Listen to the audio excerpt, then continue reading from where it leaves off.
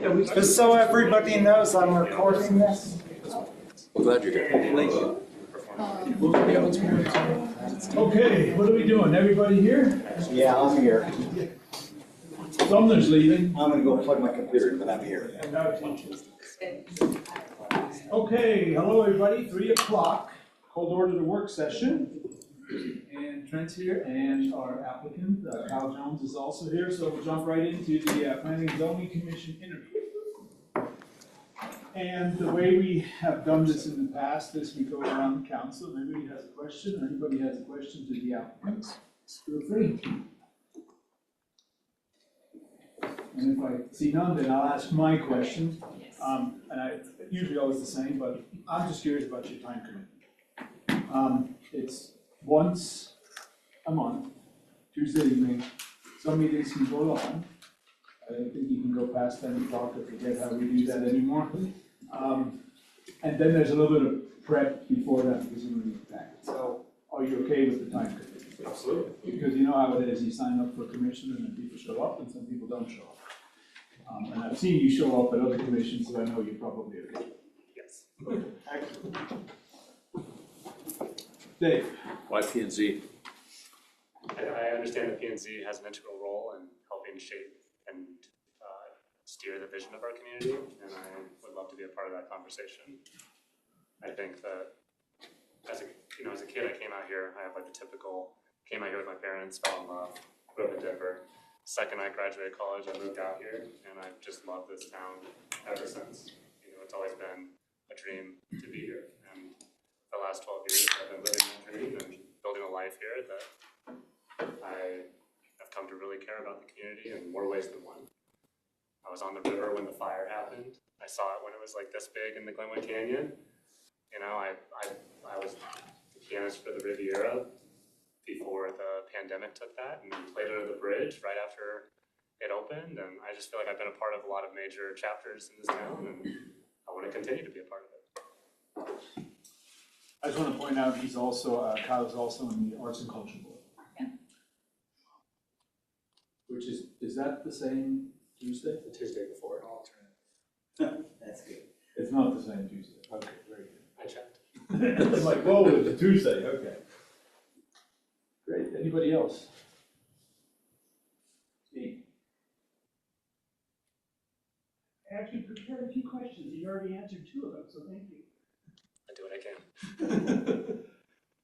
The Planning and Zoning Commission's process has a fair amount of prescribed process of things, order in which things happen, and things that can be decided or things that are kind of automatic. And there's kind of a funny relationship because of the rules between the commission and the city council.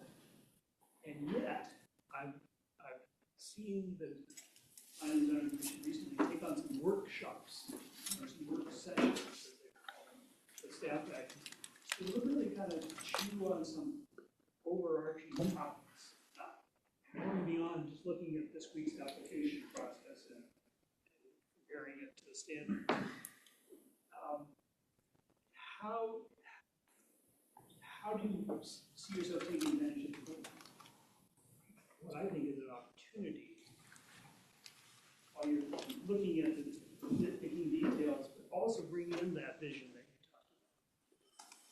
Do you have a kind of a idea for navigating that mixture? Yeah, I mean, not to make it all about my career, but as a musician, I feel like it's all about detail, and I don't do anything halfway. You know, I had to finish everything, you know, and polishing a performance is no different than polishing something like this. And I feel like I'm genuinely curious about a lot of stuff. I debate with friends a lot on the phone every week over public policy and, you know, current day politics and stuff. Like I do genuinely love this stuff, and I think the nitty gritty is really what it's all about at some point. You know, I think that the flashy politics that we see on the news or on social media is not really what the work is. And I think the work is understanding those details and taking advantage of conversations that are sometimes uncomfortable with people that we disagree with. But I have found in my conversations with those types of people that the fact that we both care about the topic enough to understand that topic brings me more in common with them than a lot of people who may agree with me on the topic at a superficial level who haven't thought about it as much. And so I find that common ground is, it sticks its head out in unusual ways. And I really enjoyed that process.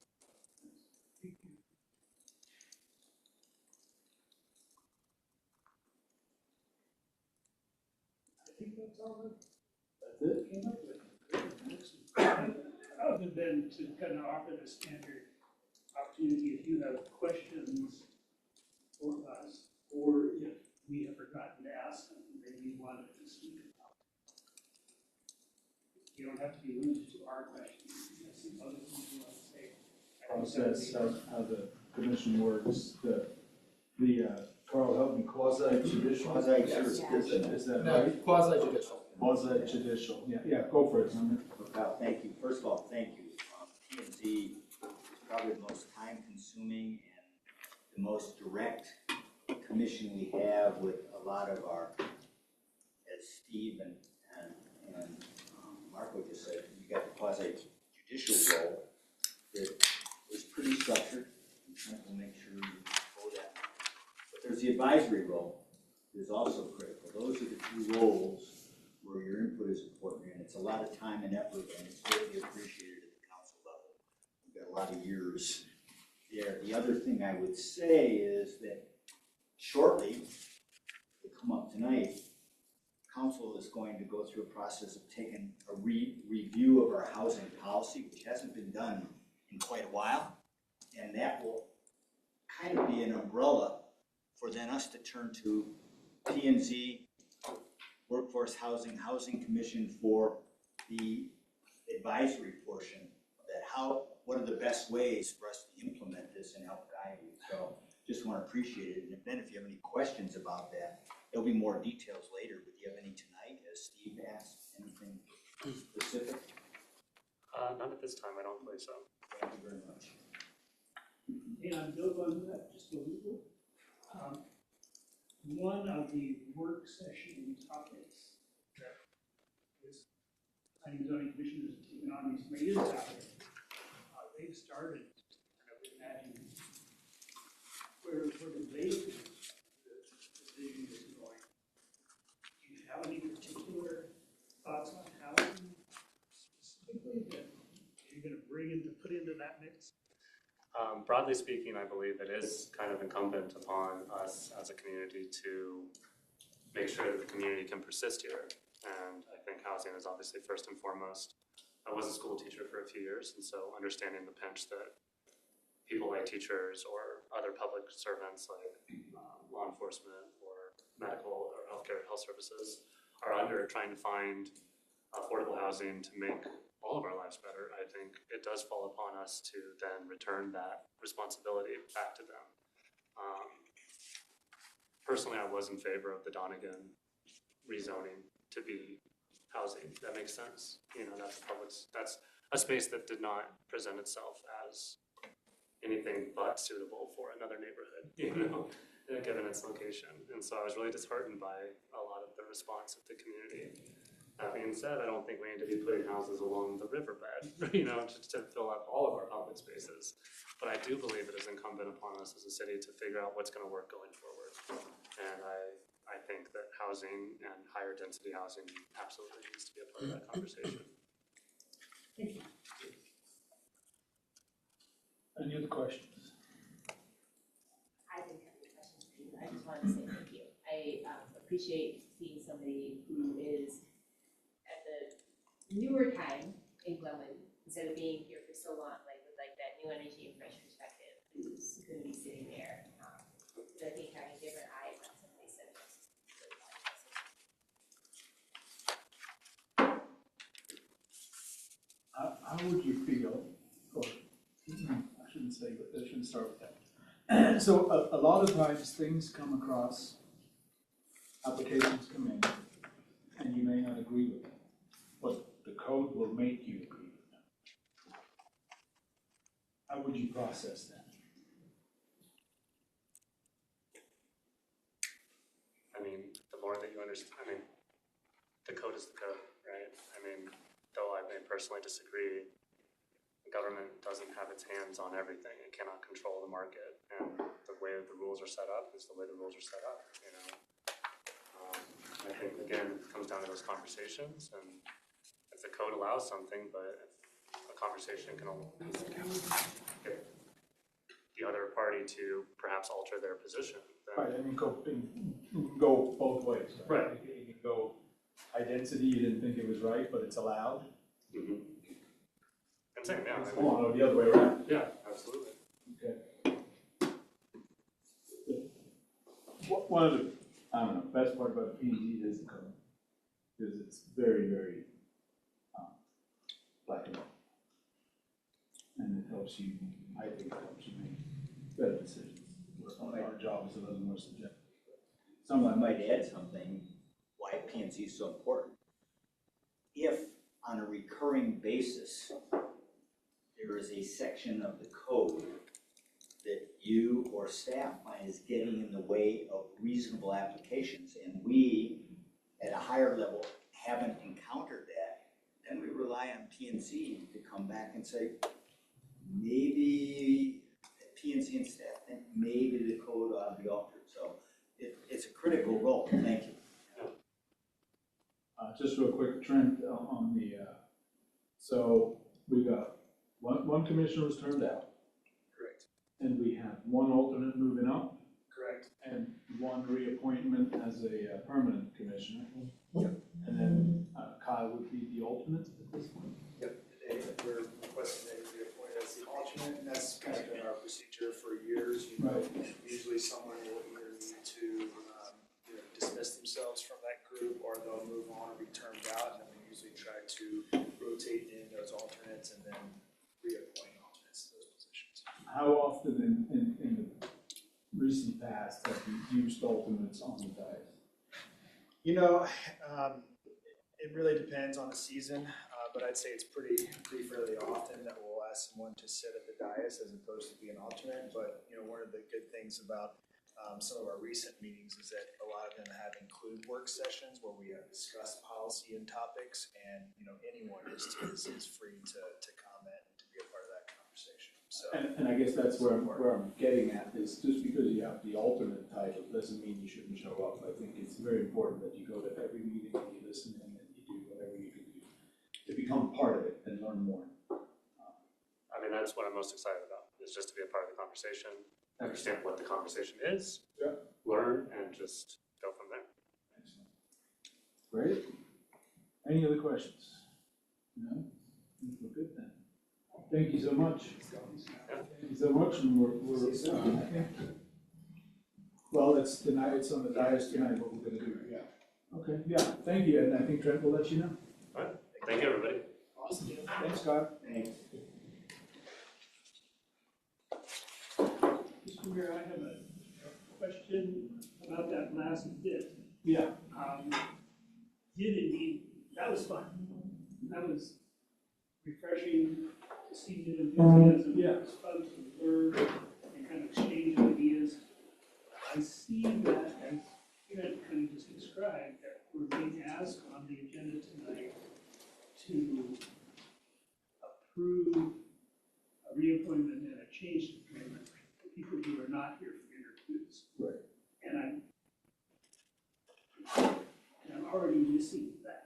I would love to have that opportunity to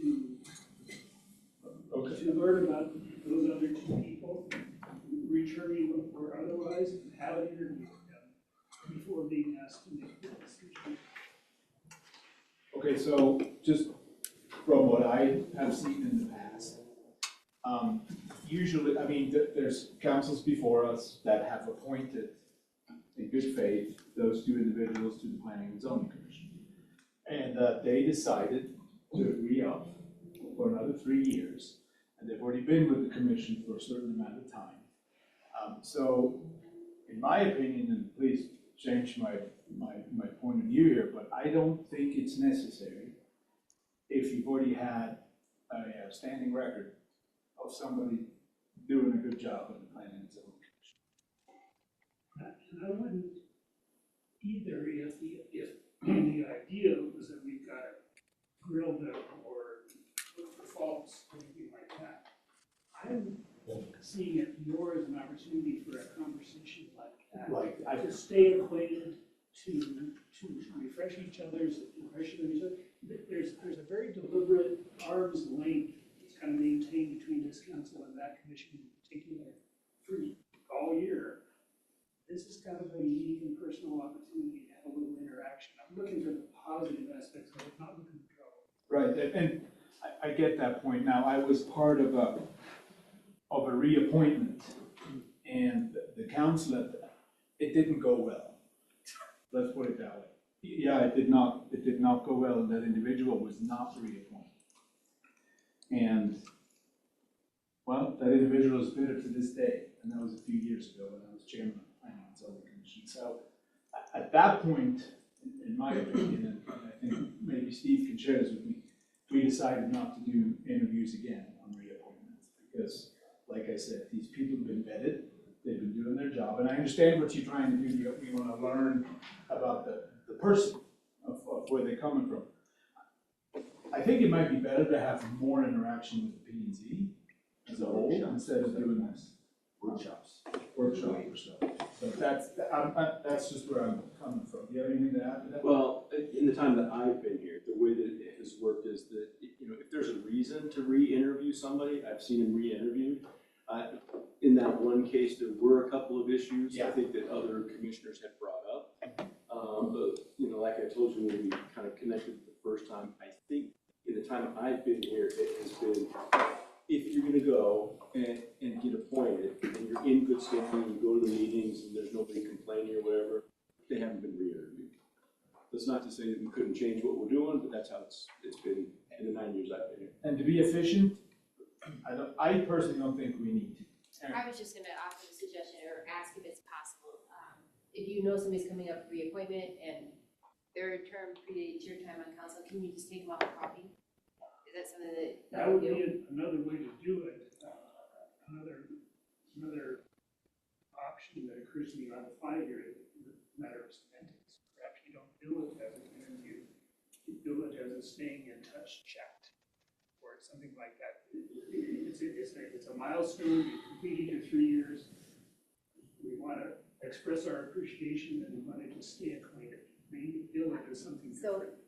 My other part to my statement is like it also respects their time. They may not want to come before council again. They already given up of their time. It may not be convenient. So it gives them the opportunity to not feel compelled to have to do that. With that notion, with that semantics difference, accommodate that? It's still time to be more, still like a show up thing. So I don't know that it is. No, I mean, to offer that opportunity if they decline, they decline. I mean, if you're asked to come before council, does it feel like an ask? We kind of, by weight of our position, we have a little bit of authority. And so I don't know that I would feel like I could say no, right? So I wonder a little bit about that. So, well, are we currently one workshop with P&Z a year or two? How many? Two, okay. I would concur that if it's a re-up and there's no rumbling from the prior commission, we can let them be and meet them one-on-one if we choose, and use the 2 workshops a year as well to get better acquainted with not just the business at hand, but perhaps philosophy and personality. That would be my thought. Get to know them, call them up. Did you have something? Yeah, I think hearing of not making it an interview process, I agree with that. Having somebody come in, especially when you've got somebody coming in and applying for a position, but to me, a get to know a person, have time for them to, ask us a question, I think is kind of I would appreciate it, not from making a decision standpoint, but just from getting to hear from somebody outside of like, okay, there's 7 of you, there's 7 of us, there's that, maybe more appropriately, or, I love having cup of coffee with somebody, but on the other hand, also doing it why there's a lot of folks here is, I learned something from other people's questions as well. So I would, if there was a way to do it without making it a formal interview, I would be in favor of it. Well, let me just do this. I mean, the reappointments and the new appointment is on the dais tonight. Mhm. And it's planning and zoning commission, so we pulled it out of consent. So we can talk about it because it's a quasi judicial. That's just how we've done it. I'm not saying it has to stay like this, but that's what we do with the planning and zoning commission. So why don't we, I hope your lack of knowledge of the other people does not interfere with where we're gonna go tonight with this. But why don't we chat about this quickly at that time tonight, since we can make a decision then and see how we wanna move forward from here. I'm open to anything. I don't wanna waste anybody's time. And if I know there's no complaints, people are doing a good job, and the other thing is too, we really have to be grateful and thankful that people sign up for our commissions and boards. So I don't wanna be too demanding of that. But maybe we'll have a quick discussion then and see if there's another way forward, if you guys wanna do that. Well, that's nice. I heard everybody here say thank you for taking your time to come and put yourself out there. You're doing other boards, and it's a nice time for them to hear that as well. That's not a reappointment. This is an appointment. It's not a reappointment. It's not a, I'm hearing two different situations. Right. One is I've served and I'm gonna serve again. This is one that hasn't served. So are we talking about two different scenarios as well? We can talk about that later. Yeah. Should we do that quick? Okay. Let's do that. Do we move on then? Everybody, Ryan? We can make the work session as long as you want to. Which one? The joint work session with P and Z. To get to know everybody? Yeah, to Sure. get to know everybody. Okay. All right, yeah, let's check in on that and actually maybe come up with a different process if you feel like we need to change. I just never had the urge to change it because, I was on the PhD. Nobody's been on longer. Maybe that's why I have it. That's fine. Whatever works. Okay. View works and GIS overview. Yes, I can kick this off real quick. When we put Institute of Munis, our enterprise resource program, it had an asset management section. We didn't like it. It didn't work for us very well. So we went out to RFP and we looked for a better solution. We found it and it was called ViewWorks. So ViewWorks is where we're managing all of the assets of the city. Everything is GIS based. We've got it pretty much implemented across all of our teams.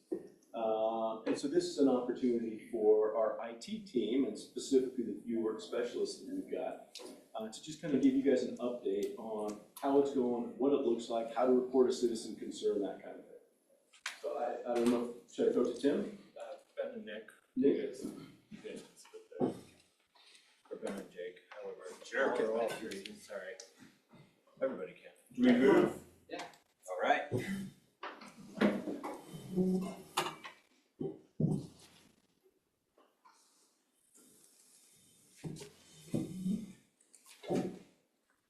Thanks, Steve. Thank you guys for coming. Yeah.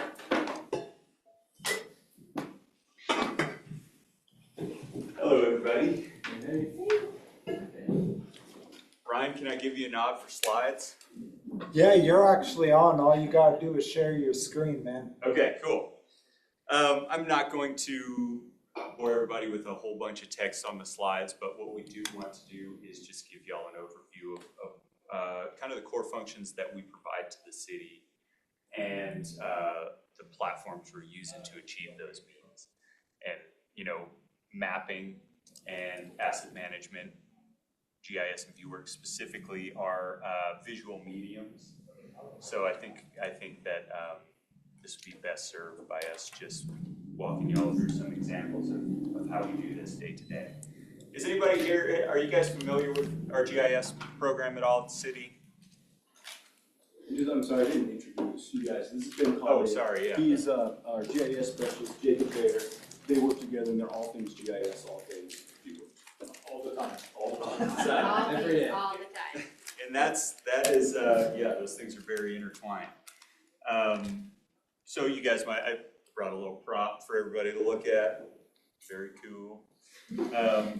So really GIS and asset management, what we're talking about is where the rubber meets the road in terms of location intelligence.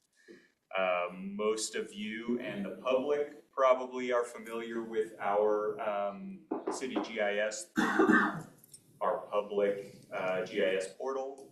We have a couple of public maps that display, you know, where the parks are, where the trails are, this and that. We provide address routing for 911, administrative boundaries. Just informational location services is how most people are familiar with us. But that's actually a pretty small portion of the services that we actually provide to the city. So at its most basic function, GIS and asset management serves as the central record for the things we care about, where they are and their characteristics, and then the transactional relationship we have with them, how much money we're spending maintaining the vehicles that are driving out to work on a pipe, the lifetime cost of all these things. Jake's going to talk about that a little bit more in a moment. We are a growing and changing city.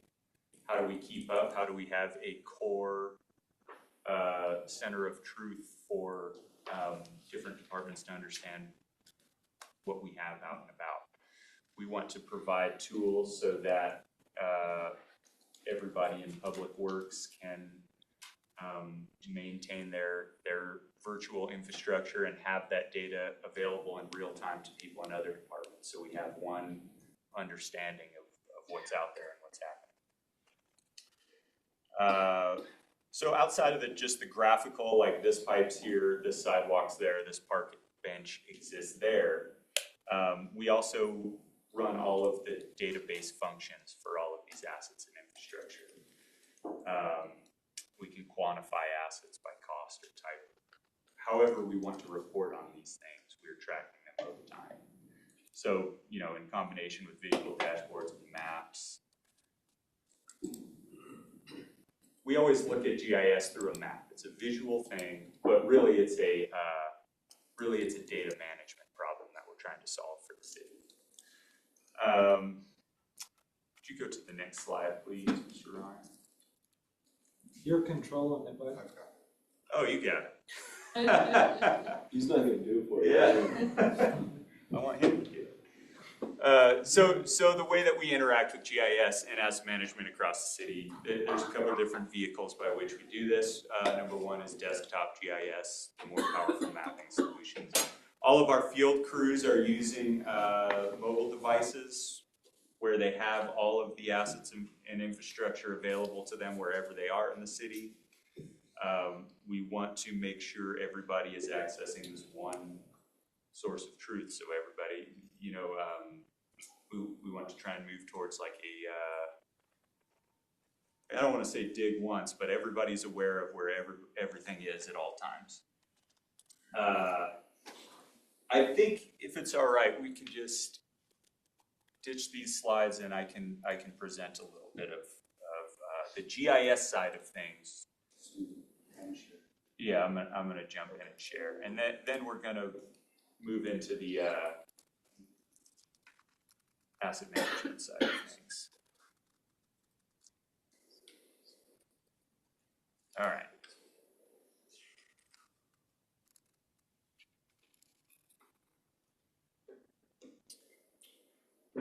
Okay, so this is probably what most of y'all are familiar with when you think of City of Glenwood Springs GIS. This is our public data viewer. And so this, you know, the public can come in and say, what day does my trash come? Or,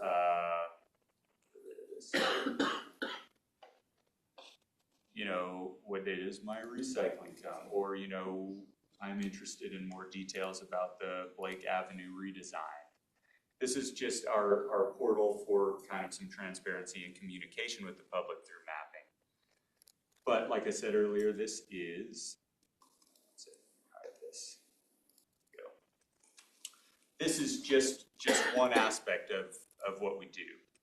There are other tools available that we put out to the public, and one of our goals is to make these more available. I'll show you what I mean by that in a moment. But we have, you know, our street maintenance, so we can communicate to the public where their infrastructure tax dollars are going. They can see what's happening by year or by maintenance type, and see, you know, in 2024 what was reconstructed, what was mill and overlay, etc. We have things like the cemetery viewer, where you can find out where grandma ended up if you're not from around here. Lots of Smiths. But internally is really where we, I think, have the most reach. This is our employee GIS hub. It includes all of our publicly available information, but more importantly, it's all of the information that is specific to each department. One of our big goals is to empower all of our different departments to become the stewards of their own spatial data, with the idea that they are maintaining it with wide visibility across the city. So if there's a large capital project that has water and wastewater plans, water and wastewater department can get the as-built drawings and incorporate those into GIS, and we can maintain a you know, a single source of truth. You know, we have the employee maps, which show a little bit more than the public maps, utility locations, and the sort of thing that we don't want to make completely public. We also have some engineering maps with hazards, floodplain, and so on and so forth. I think we may have looked at enough maps, and I think we can start to talk more about the asset management side of things. One last thing I want to touch on before we move off of the maps is most of what we look at is just this thing is there. It's just an information about the location of something. We have the capability in-house to do a lot more analytics with GIS, and that's something that we really want to grow into. We have LiDAR scans of the entire city. We can do surface water hydrology, debris flow planning, all sorts of things that we oftentimes contract out. We do have the technical capacity to handle those in-house. Can you do wildfire behavior? Of course, yes, and that's one thing that we want to do moving into the summer, is provide a wildfire tracking publicly accessible map, so we can communicate those sorts of things to the public outside of like InsoWeb or wherever people are looking now. So we can take a little bit more of an active role in emergency communication as well. Okay, so that's kind of the GIS side of things. The reason I go through all of this is because GIS is the backbone of our asset management platform. And so we have all of this data that we've collected, all of these locations across the city, all of these characteristics for the things we care about and the things we're responsible for maintaining. How we maintain those things and how we track the maintenance of those things and schedule the maintenance of those things is where ViewWorks comes into play. And do you mind if I go through the two functions, and then I'll turn it over to you? Sure. So we've got the so what of all of this is we want to have a platform that can facilitate the day-to-day operations across the city, whether that be work orders or responding to service requests from the public, or just a management communicating where their crews need to be and what work they need to perform on which city assets. The second major function of ViewWorks is going to be on the 5 to 10 year time scale. What are the trends in spending? What are the risks to the assets we have out there right now? And what can we do to take a proactive stance as a city for maintaining those things? So I'm going to turn that over to Jake. Jake is our asset management and GIS specialist, and he lives and breathes ViewWorks day to day. So we can take a look inside the system and see what it looks like for the users, and see how we can kind of create and manage the data that I've been talking about. Oh, and I've lost my controls. So I'm Jacob here. Like Ben was kind of introducing me, I'm the asset management and GIS specialist here.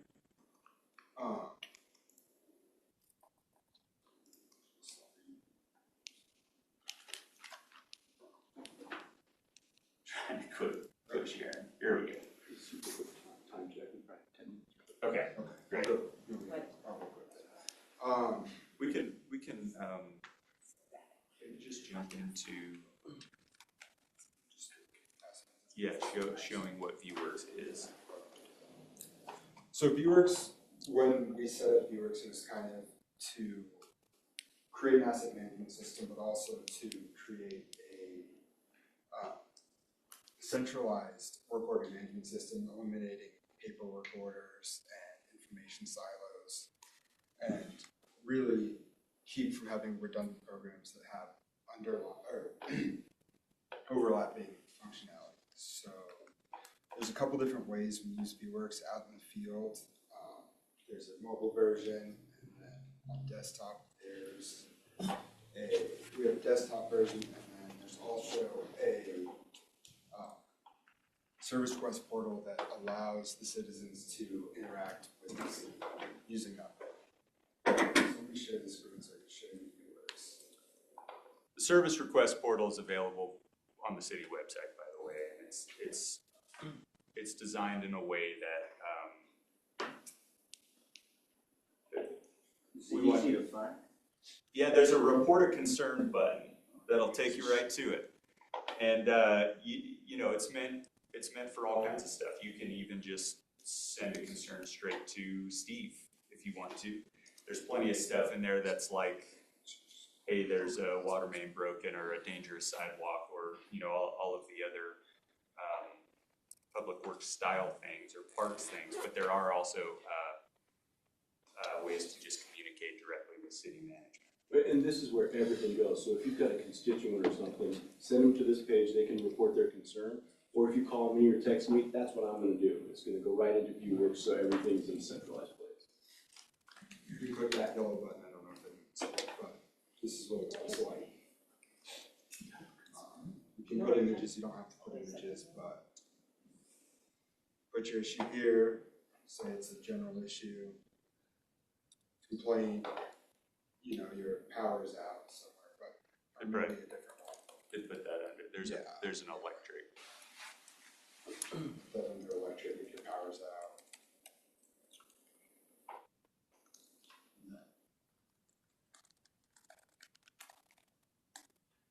Then you put in your contact information and it goes on, and it should be responded to by the city, and you'll be and should be responded to by the city and resolved in a mannerly time. But here's ViewWorks, this is what it looks like. You can click a sewer here.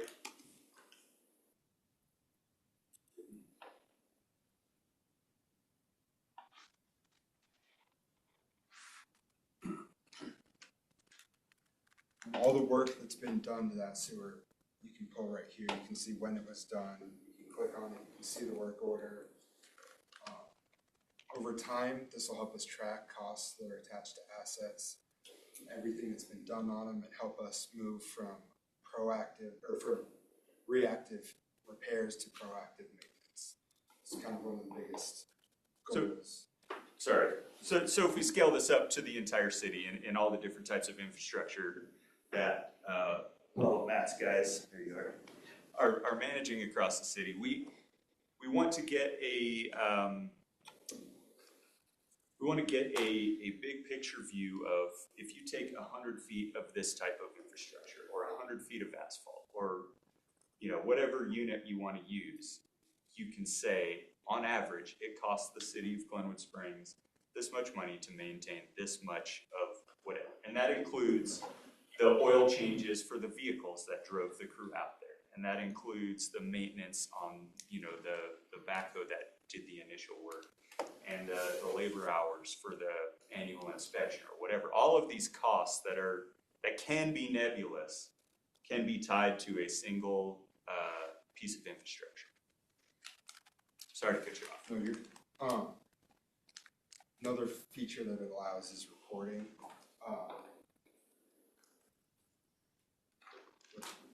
Let's share this. Share.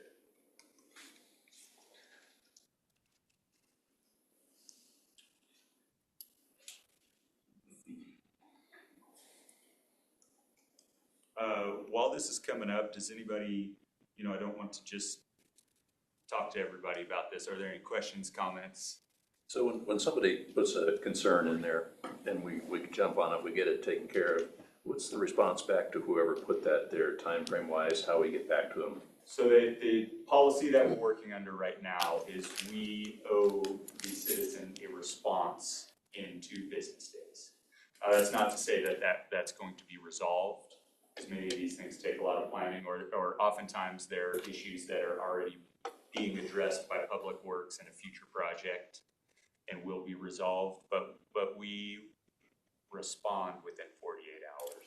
Could we set that expectation up front as they're putting that in, that this is when you'll hear back, or? It's on the report of concern page, and Jake and I don't create the responses. These issues, they are piped to the people in charge of whatever department handles whatever issue that they selected.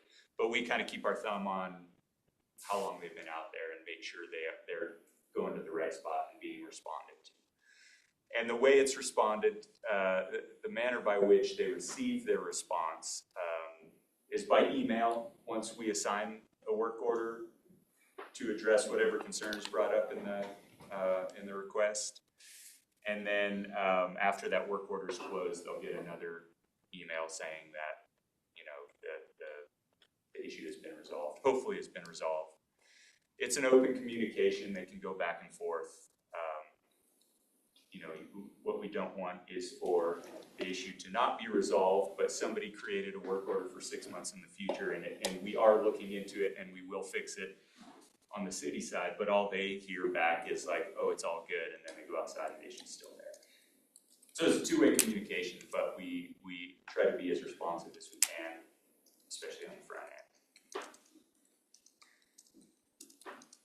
We're still, working on the process a little bit. You should get an automatic response that says, we've got it. You should hear back from somebody in person 48 hours with it. Here's the plan to fix it. They should get closed out, and then you should get a notification for that. We're trying to push it out through the whole organization. It's a little bit hard because sometimes guys are like, I can just fix this faster than I can log it into the system, right? But we want those metrics, right? We want that data. I just want to tell you all, I had a friend that reached out to me yesterday about a pothole, and so I sent him the link, and he goes, I filled out the form yesterday afternoon, and the pothole's already fixed. Tell whomever, great work, exclamation point. Cool. I thought that was timely. That just came in, so. Did you go out and fix it? It wasn't me, it wasn't me. So that's, I know we need to move on, but this is the direction we're going. Tim is in there every single day. Our department heads are in there every single day, just trying to make sure that we're getting stuff together. We're gonna miss something every once in a while. We're gonna have glitches once in a while, but these guys have moved us way forward in terms of knowing where our assets are. We have maintenance schedules that we've never had before, and the whole trick is to move from reactive to proactive. It saves us money and it makes it easier for And everyone. that's gonna help the budget, right? 100%. Yeah. Yeah, that's the whole trick. There's one other thing. I want to be sensitive to everybody's time, and I won't talk for long here, but continuity and succession is important, and what ViewWorks also allows us to do is get all of the institutional knowledge out of heads and into records. And so we can have a new seasonal employee who has the benefit of everybody's years of experience on their iPad in the field the very first day they go out, and they know even the dumb little things like, hey, if you're working on this pipe, you got to jiggle the lock on the gate or whatever to get in there.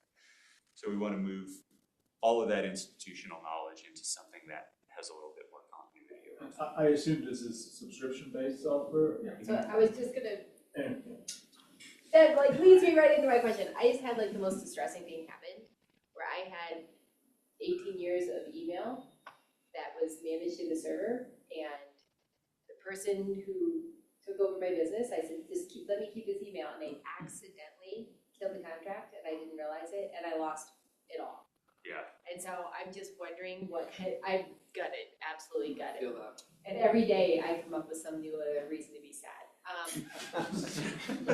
But like how, like, now that this institutional knowledge is like vaulted, like how, is there like some way, because that was my problem with this, is like there was no way for me to save that because it's not their server. Yeah, totally valid question, and I'm sure it's a concern for everybody, but ViewWorks is one of many asset management platforms, and they all look a little different, but they're pretty much all the same. Baked into our contract is ownership of all of our data, and they have responsibilities for percentage of uptime, and they have responsibilities for data retention. So it is a hosted platform, but should they go out of business, we own the data, we own the tables, and we own everything that lives on their platform now. So it was a big lift to go from no asset management to an asset management platform. Now that we are off of paper and into any asset management platform, it is it's not such a problem. Should we need to move, or should they go out of business, or should they become unpalatable to work with, or whatever the case may be. But Should we get the data? yeah, that's right. So good question. That's cooked into the contract, and we own it all. Steve? Don't go ahead. Oh, I didn't see you, sorry. What is the physical accuracy of the GIS systems? So great question. We have anywhere from somebody with a little bit of knowledge drew it on the back of a napkin 20 years ago, and we drew it in based on memory, to survey grade as-built centimeter accuracy. It depends on the type of asset that we're recording and the manner by which it's recorded. If we're out with the Trimble, that's going to get us within 10 centimeters. Typically, what we go for in a municipal setting is sub-meter. What? Yep, sub-meter, within 3 feet. Something less than a meter? Less than a meter. Because the use case of most of this data is crews finding a valve under the snow in the winter. As of now, obviously better accuracy, we all want it. We want everything to be one-to-one. As we move forward, the cycle is a project is planned, executed, we receive as-built drawings, which is on whoever executed the work to collect upon project completion. We get those plans in a survey grade accurate format, and all we have to do is incorporate it into the existing system. So moving forward, new projects, I assume, will all be very accurate. Legacy data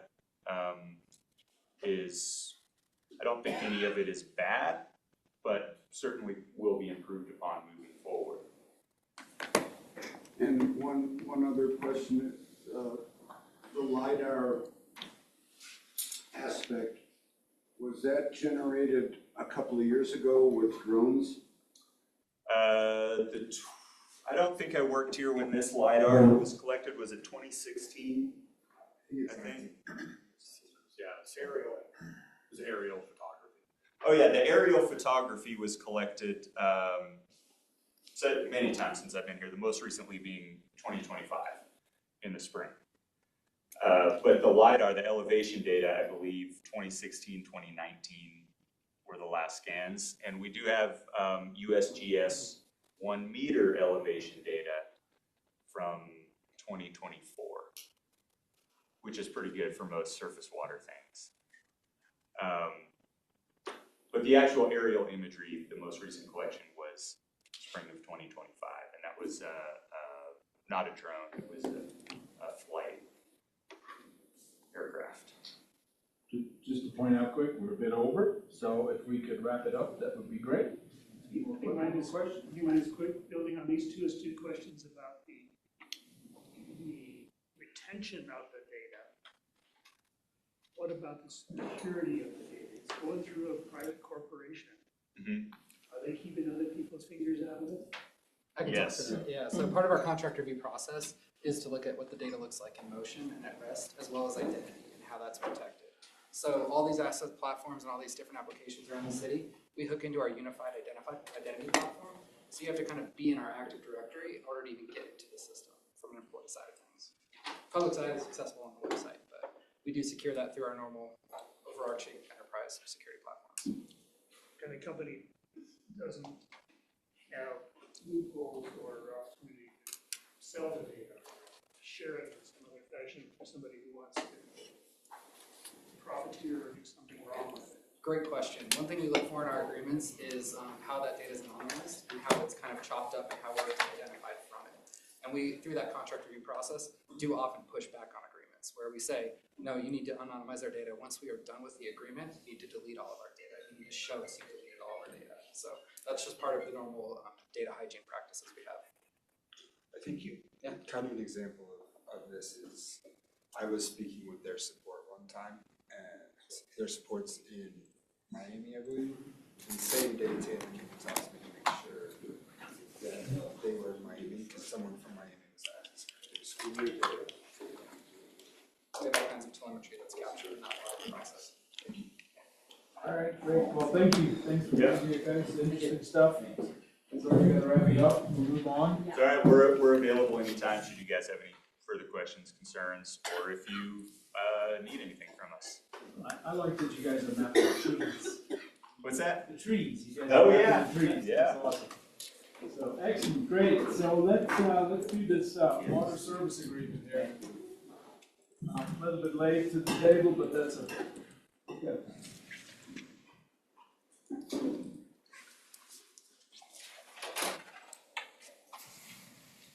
Yeah, let's roll.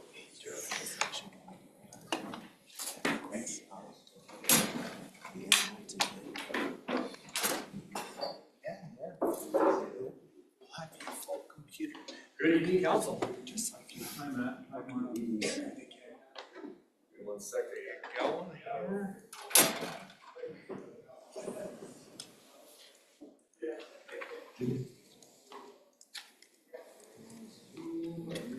Share stuff. Someone else is sharing. Yeah, let me. Then shut it down. You kick him out? Yep, doing it right now. He's out.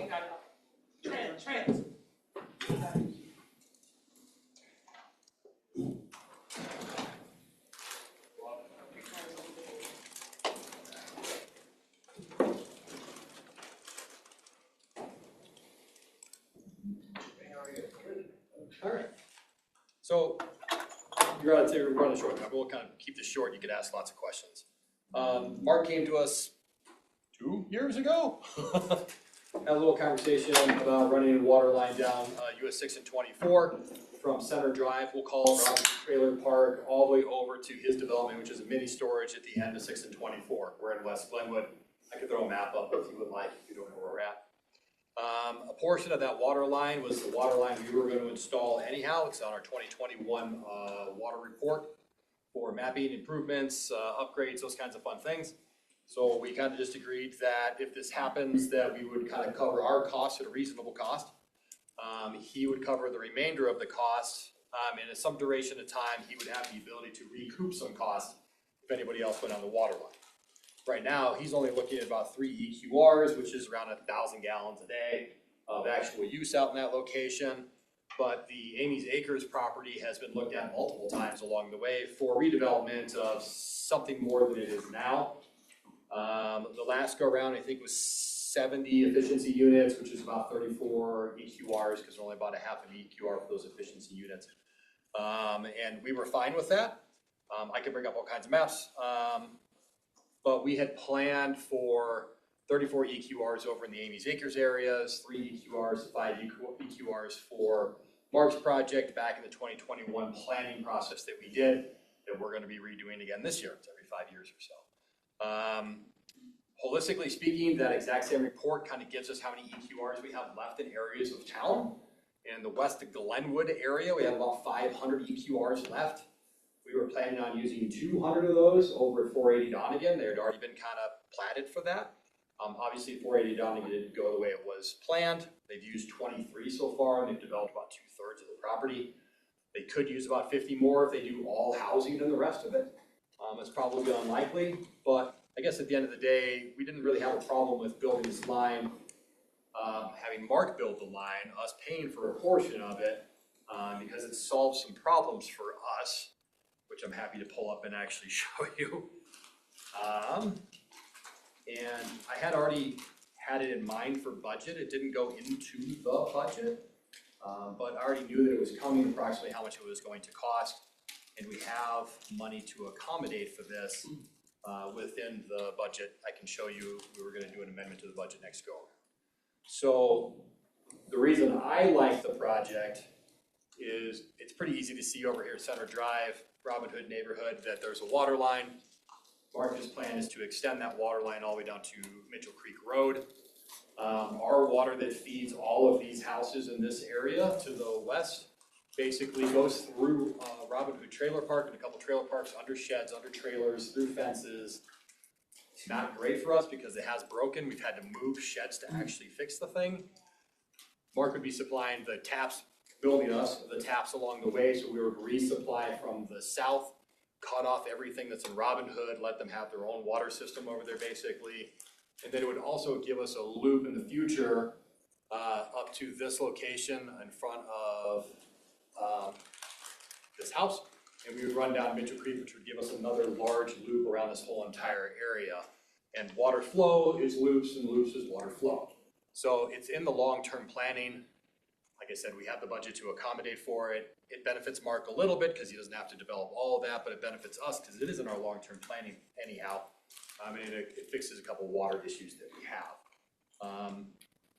Pricing, like I said, I've gone through it. You know, we're paying, I think, $310 a linear foot for Coach Miller. We're paying $309 is Mark's proposal, basically a linear foot. If you take the soft costs out of each one of those things. And then I think US 6 and 24 is $396 a linear foot, but it's a 12-inch pipe instead of an 8-inch pipe. So Mark's being quite fair to us in the pricing. I negotiated the mobilization cost out of it. Mark didn't argue one tiny bit. He's already out there working. This is a cooperative kind of thing. So project for us is something we're going to do in the future anyhow. Project past that, we had already been talking about for many years in the past to kind of accommodate for. EQR-wise, velocities, flows were good. The tank up top is good. The only restriction to that 500 EQRs in this area is actually pipe size feeding West Glenwood. It's not volume of water. I know we're going to have a low water year. I'm not concerned. We're going to make it work. But it seems like if there's efficiency housing over here, it benefits the community also. How that housing gets developed is outside of the city, but maybe Carl can talk a little bit about how, if we have any control over that at all, based on we're supplying the water. West Glenwood Sanitation District has already given Mark a can and will serve letter for his sewer flows, I believe.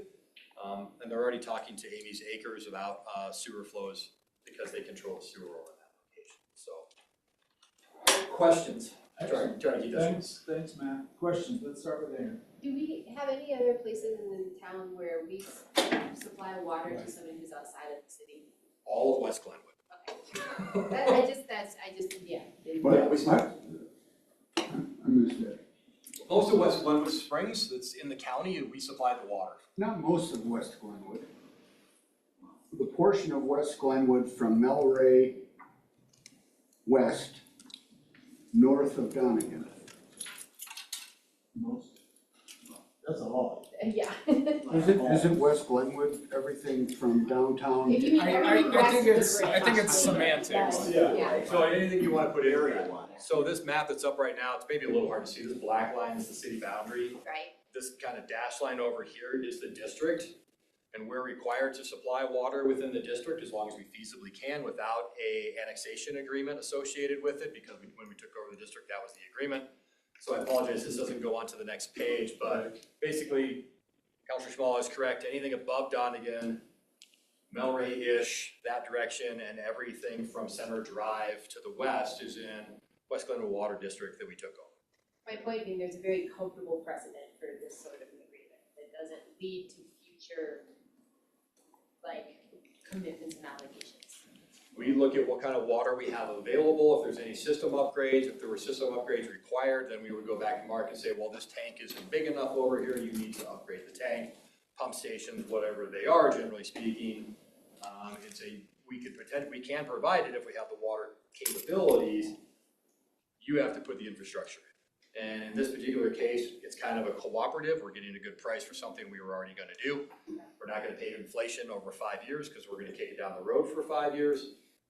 And it benefits Mark and Amy's Acres and the community overall is kind of the perspective. Are we doing it South Glenwood too, towards Buffalo Valley? We provide water all the way out to Holy Cross, which is well outside of the city. Yeah, so Buffalo apartments, all of That's what I thought. Yeah, I mean, this is not an uncommon situation. So my main question would be, at this point in time, when we have two large developable properties in West Glenwood, and there are all kinds of debates as to where you should put housing in relation to the core of your city, are we prematurely, without plats or development plans, particularly since the Amy Acres one might be in place sooner than later? I don't know about Mark. Are we prematurely encouraging development out there that we're not prepared to analyze, develop, or have our arms around? That's my question, by providing that water. If I could put a little color on it, possibly. As usual. So we have an approval of 140,000 square foot of main storage and 2 workforce housing units with 2 wells and 85,000 units of water tank. We were gonna have 3 fire hydrants on our project, and it's approved that. So we are approved in Garfield County for that. That's how we got approved. You can't get approval without water. We have approval, okay? So the analysis was, what was it gonna cost me to put that system in? And that system in was about between $500,000 and $700,000 to go up the hill and put a tank in for 2 houses and 3 fire hydrants, okay?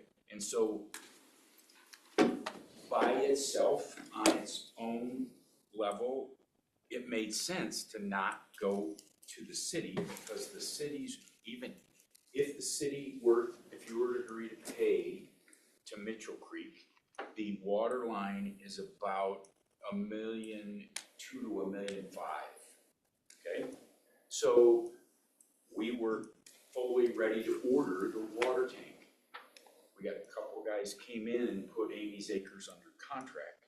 Amy's Acres has wells and has the ability to put a tank up on the hill, scar the hillside, and do the same thing that we got approval. We sat down at a lunch and said, wouldn't it make more sense to take your $700,000 and build a line to the city, and us put our $700,000 and build a line to the city, rather than to have 2 independent water systems? So I just want you to know that so my point to this is, that's where we are and where we were, and that's where I was going to the tank, because that made the most sense to me, right, by myself.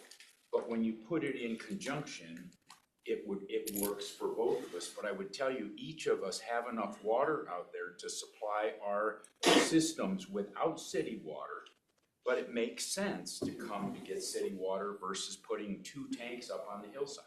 So I mean, so by you, I guess my point is, by you maybe saying we can have a water agreement to buy some water from the city, you're not really controlling the growth or not the growth, because there's wells, there's water rights, and there's the ability to put tanks up on the hillside.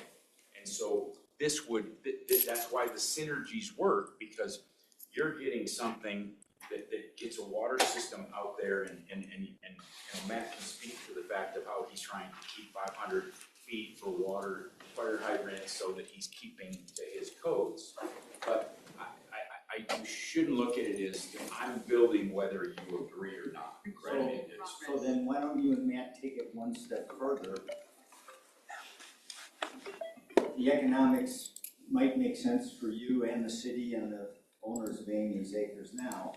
What about 15 to 20 years from now, when the city is totally in charge of maintenance, and we know we have around a 20-year cycle of infrastructure replacement?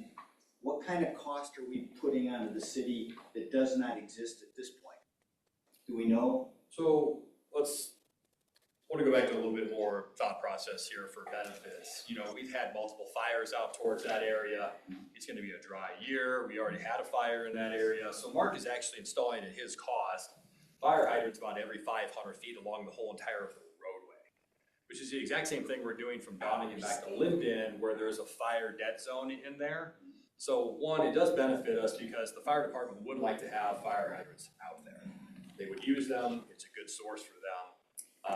The other thing is if you look at CDPHE, they don't like community water systems.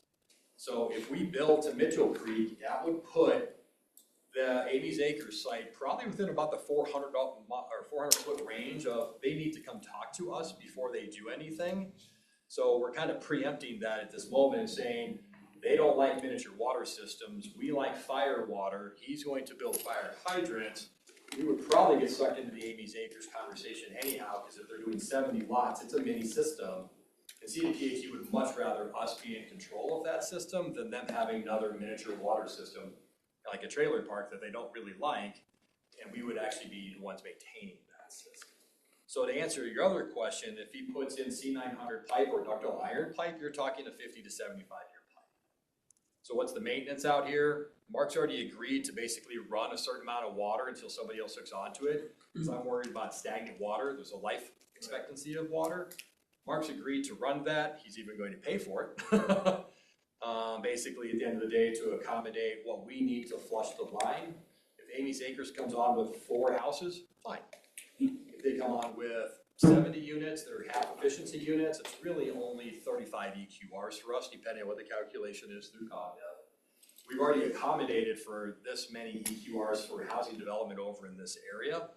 And with future planning that we have in the works, or soon to be in the works, I'm not even worried about the 500 EQRs because there are other water sources over here, and most likely we'll end up with another small water plant on the north side of the river that will actually supply this. So the 500 EQR would be based off of the pipe size again. But with a plant closer, you know, I'm less worried about that. And having more water sources is better. So there's a net benefit to Glenwood and the whole. Once again, it's like when Amy's Acres comes in, if CDPHE even has any recollection or knowledge of that, they'll be like, you need to go talk to Glenwood. For 3 EQRs, they're not going to ask us to do that. But at some point, somebody's going to build a water line out there if Amy's Acres develops. If it never develops, Mark doesn't get any of his money back. And at the end of the day, he did a good thing for the city, for the fire department, and himself over there. But you know, it's going to happen. Because it's not whether it's in city limits, it's how close is it to your water district. And CDPHE will drag us into that conversation. Thank you. Sorry, I was hoping not to get involved, but I did want to answer one of your previous questions. And that, you know, in terms of long-term planning for the use of our water, I think it's assumed that with the Amy's Acres connection to this line, that we will be acquiring some of the rights from their existing system. So again, with Mark's, we're talking small line, low deliverable wells, but Amy's Acres does have an existing system. So yeah. While that's not developed water, you know, we'll still be taking that into our portfolio. Thank you. Thank you, Trent. Any other questions at this point? Dave? Is there, you know, you said that the money's in the budget for this. Is there something that's not going to be done because we're going to put this ahead of it? No, the two pump stations that we're talking about right now are going to come out of system improvement fees, and I had them just out of the regular budget previously, which is kind of my mistake. They're systems, they're improvements, we should be spending that money down. So basically I just saved $1.8 million out of the regular budget, and this is a $500,000 conversation. We're also adding in West First Street. We're going to do a section of the sewer and water, which I had budgeted, but it was kind of a floating weird budget. So I wasn't sure what it's going to do. So that actually fits into the budget also because of the use of those system improvement fees, which we still have chunks in. I have a spreadsheet if you guys want to open that up. But no, it's not negating anything. Actually, unfortunately, we're going to end up building probably 3,000 more feet of water line and sewer line this year than I was planning on. Okay, thanks. Thank you, Steve. Translating somebody's question geometrically, all of the benefits that you described and the anticipation of possible future uses off this line, 8 inches is enough. Yes. Yeah, it would be the end of the line basically. So the 8 inch would be run out there basically for fire flows. So you could open multiple fire hydrants if we needed to at one time. And supply 70 houses. Well, hopefully they're out of there by the time the fire hydrants are open, but yes. Correct. And does this relate in any way or have ripple effects on the ongoing discussions with the other private water districts out there? No. No, it's outside of that conversation. Okay, great. Any other questions? No, not for this. I see how it all makes perfect sense, except that it's, for me, the city has been negligent in not getting the cart before the horse here. We've got things a bit backwards. It's in the city's urban growth boundary delineation from the comprehensive plan from 5 years ago or 10 years ago. But instead of the city actively managing that process, we're letting, by doing this, we're letting the cart drive the horse. And not anticipating and managing what that other growth might be, not only in Amy's Acres, but in the rest of that area. Sure, but the thought process on that is that they haven't submitted to the county for Amy's Acres as of yet. We will be a referral agency on that. We will have to provide them a can and will serve letter, which we will only provide to them if we like what is going there. So we will have some control over, you can just back me up on this and disagree, we'll have some control over on what is going on there. The county submitted the documents for the mini storage to us and we're like, it's 3 EQRs, they have wells, they have a fire tank. It is what it is. Mark was looking at building the line and did the cost analysis, obviously, so the tanks make more sense to me. But now that this other opportunity is coming in that we still will have some say on, it made more sense for him to build it. He is taking a little bit of a risk because we're putting a time frame on it. But, you know, if Amy's Acres comes in and he'll be able to get some reimbursements back on it, but we'll still have some control over it, I guess, is the end of the day. So if I hear you correctly, I'm trying to piggyback off Ray. When it comes to Mark's property, urban growth boundary or not, water or not, that development has been approved by the county and would occur regardless of what we think ought to go west of our boundary. And I guess, Short answer. yeah, and I would guess that if someone someday tore down the mini storage and wanted to come in and ask to put housing units up there, but geographically, once you go past Mitchell Creek, it's 2 pieces of property that are extremely hillside bound. And so I agree with you that someone could rip the mini storages down and say, I want to put 100 apartments up there, right? I mean, 40, 50 years from now. But in reality, when you go out there, you've got South Canyon just past, it's literally these 2 pieces of property. And but you're right. Someone could rip the mini storages down.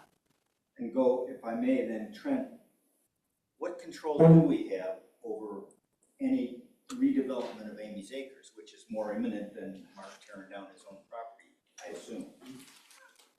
I mean, it's back to Matt's answer. We really, our ability to control is what we decide to serve. So like Mark's proposal and any future water service agreement for Amy's Acre, we would have to both sign a similar agreement and provide them with a can and will serve letter. So we get to make that decision at that time. Does that affect density, type of housing as well? Or just whether we're going to serve or not? No, it sure does, because when we write those can and will serve letters, we're telling them how much water we are going to provide and for what use. And to Mark's agreement, we're outlining what the intent of that agreement is to serve. So that, if someone wanted to redevelop Mark's property in the future, they'd have to come to us and say, it's X number of units and we need X number of EQRs to serve. Let me, if I may, go one step quickly further. Let's try to wrap it up. Let's hypothetically, a new development where Amy's Acres now is, and yeah, we go ahead and put in the water line, but they are not happy with our parameters. They're in the county, they have water available, they could, at some expense, continue to do whatever they want without our input. Is that also correct? That is just hypothetical. To some degree, but there is an obligation if you're within 400 feet of a city water line, that you have to tie into that city water line. So I would actually disagree with you that they are going to be locked into whatever you agree to sell them water for, because I believe that they have to tie in. We could also write them a letter if we don't like the development, it's too much water use, it's a golf course, it's a water park, I don't know, whatever it is, and say, we're not interested in serving you. We've done that before, where we're like, it's within 400 feet, but we're not interested in serving you, and you can move on. But they do have water rights, Mark is correct, if we don't extend it, we're only agreeing to Mark's situation at this moment, which is 3 EQRs. I guess my point is we do have some limited control over future development of that area. And more with the water line, less maybe. Yeah. Is that what I'm hearing? We have more control over it. I mean, it's still within the boundaries, so we should still be the referral agency, we should still be making contact. They can't go into the county and get approval without your will serve letter. That's the issue right now. They need to come to you and say, this is what we want to build and this is how much money or how much water we want. I mean, they can't go to the county. Respectfully, that answers my question. Yeah, let's try to wrap this up. So if there's no more questions, thanks for the information. Thank you. Thank you, guys. Thank you. Okay, let's switch over to the police department.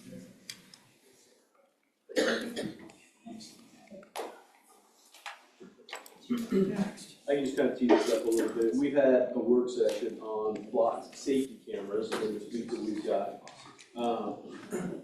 We have somebody, I think, from Flock Safety is online if anybody has questions for them. I don't know, Chief, if you guys have a presentation for them, make or a few words. Yeah, a few comments, yeah. Okay, so I'll just kind of turn it over to you. I'm sure we're going to have a hard stop somewhere in the neighborhood. All right, thanks again for having us. I don't want to relitigate what we already talked about and giving you guys a lot of information. I'll start off with saying that since we've had these cameras online, we've had 3 million vehicle reads in our Flock system. And that basically comes from our cameras primarily on the I-70 corridor. We do have Miss Lily Ho, who is a Flock representative, who will be available, she's not already here, to answer some of your questions. I just want to go over a couple of points with you, if you don't mind. In October 2025, we limited access to Colorado agencies only, following national trends and laws, and you'll see a list of those agencies. If it's not there now, it will be later today through our website. I have to say that I am of the opinion that I'm trusted by you all and bear the responsibility for making decisions based on my professional opinion derived from experience, contemporaneous equipment, industry standards, and best data available to protect our community. That includes the selection of various equipment that we make, whether it's firearms, body-worn cameras, tactics, and training. While there may be issues in the country, which I certainly understand and don't necessarily agree with, like all devices and tools we use, this has been one more tool to assist us to protect our community in Glenwood Springs, and has been deemed by several federal courts of appeals to be lawful. If you don't know, I'll share with you a little personal piece of information here that I do live in Glenwood Springs. I've been married to, continue to be married to, a Hispanic American woman. My lineage, my personal lineage, is that of Mexican and Irish descent through my great-grandparents. We are raising our boys in a bicultural home. My wife is very, very concerned about being contacted by ICE authorities. She has a darker skin, and she's very, very concerned. Whether that's well-placed or not, that is a personal concern of hers. Recently, just last weekend, our second oldest son came to our home asking to have a copy of his passport to carry with him in his vehicle. The reason for that is because he's concerned about being contacted by ICE authorities as well, and he needs to prove his citizenship.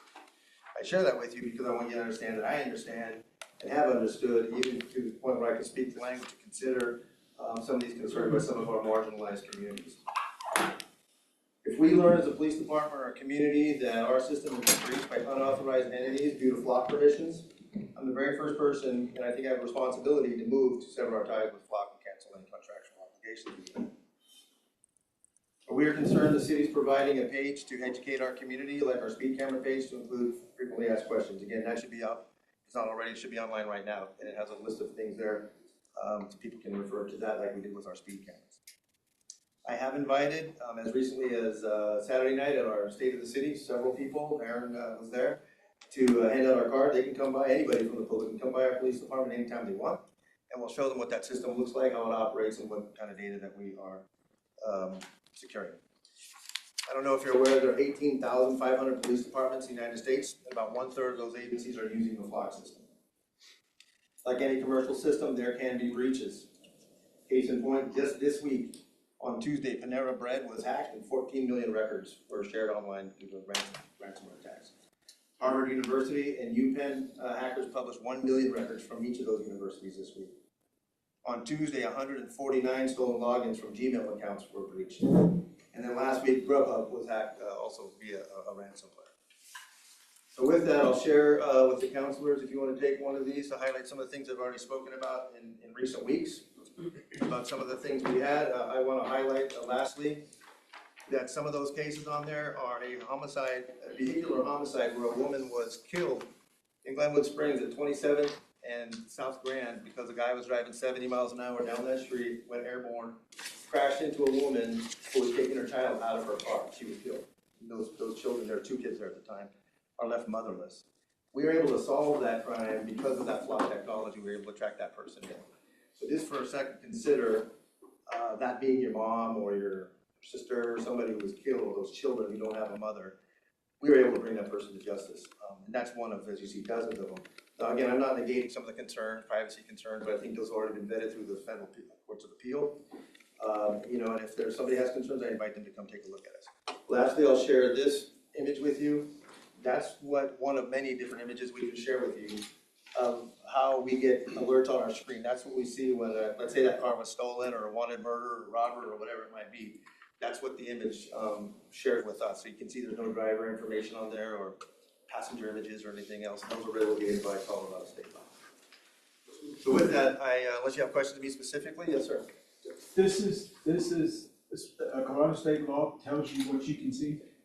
So if we're going to have facial recognition, it's relegated by Colorado State law, and there's a list of barriers, obstacles, and hurdles that we need to get through in order to have that kind of stuff. We don't have that here, just because it's so problematic and cumbersome. We've chosen not to use that technology. So the cameras we have cannot be upgraded or changed to that. That's correct. That's an entirely different system. Some comment and a question to the chief. My homework, I haven't heard from my constituents a great deal of concern. That doesn't mean there's not a great deal of concern, but there is. My own research made me feel better that we are not sharing with out-of-state agencies. That's been one of the breaches I've read about. And there have been breaches at the national level that Flock may or may not be able to control. Nevertheless, I think we've got safeguards, from what I've read, as many in place as you can. But my question, that was a comment. My question,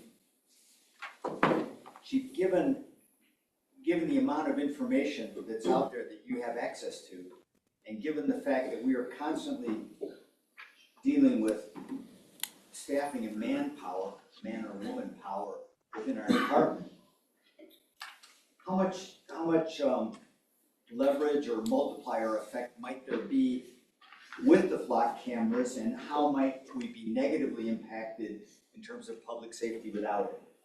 That's an easy one for me to answer. One is I can't quantify the force multiplier that you're asking, because it's so significant. It might be in the dozens of officers that we would need to be able to rectify some of these cases that you see in front of you. Because really what it was when I was coming through before this technology existed, just by a matter of chance of me having to follow the red light and check somebody's license plate, or maybe having a photograph from Avon or Aspen or somebody, extraordinarily rare. It just does not, certainly not at these levels. This is only a 2.5-year program.